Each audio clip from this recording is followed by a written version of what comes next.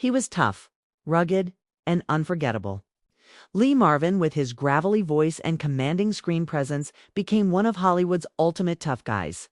From The Dirty Dozen to Cat Ballou, he carved out a legacy as an actor who embodied raw masculinity and unflinching grit. But behind the camera, Marvin's intensity often spilled over into real life. His off-screen behavior was unpredictable, sometimes volatile, and more than once. It pushed his co-stars to the breaking point. One co-star in particular was so shaken by their experience with him that they swore never to work with him again. And the story of why will leave you stunned, Lee. Marvin didn't have the polished charm of a Cary Grant or the classical looks of a Paul Newman. Instead, he built his career on authenticity, often playing the villain, the soldier, or the outlaw. His performances came from a place of truth, shaped by his own harrowing experiences. Marvin served in the Marines during World War II and was severely wounded in combat, an ordeal that left him both physically scarred and emotionally hardened. This real-life toughness translated into his acting, giving his performances a credibility that few others could match. But the same demons that made him such a powerful actor also made him difficult to work with. On the set of Cat Ballou in 1965, Marvin's wild behavior became legendary. Playing the dual role of a drunken gunfighter and his villainous brother, Marvin gave one of the most memorable performances of his career, so much so that he won the Academy Award for Best Actor. But while audiences laughed at his antics on screen, his co-star Jane Fonda was experiencing a very different reality behind the scenes. Fonda, then a rising star, was excited to work with Marvin, who was already an established name. Yet she quickly realized that his unpredictable drinking habits and abrasive personality made filming a nightmare.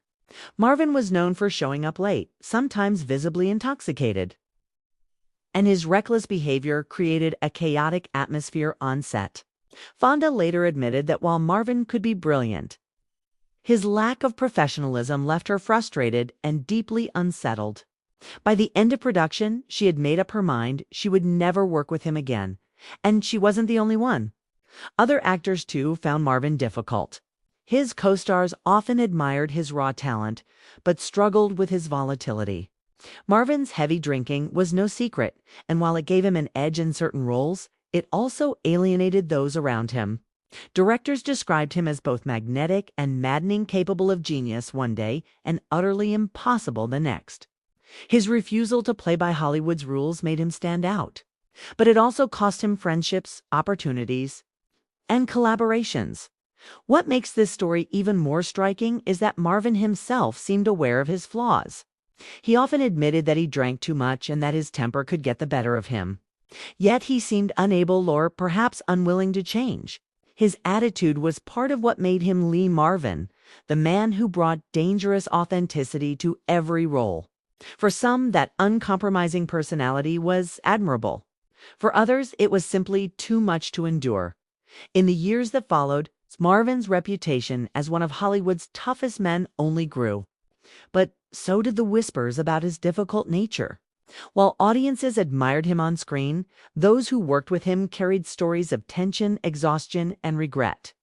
Jane Fonda's decision never to work with him again became one of the most famous examples of how Marvin's brilliance came at a steep cost. Looking back now, Lee Marvin remains an iconic man whose performances defined an era of Hollywood. But his legacy is complicated.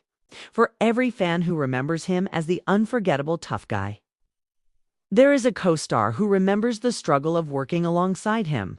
And that is why Lee Marvin's story is not just about success, is also about the heavy price of genius, ego, and excess.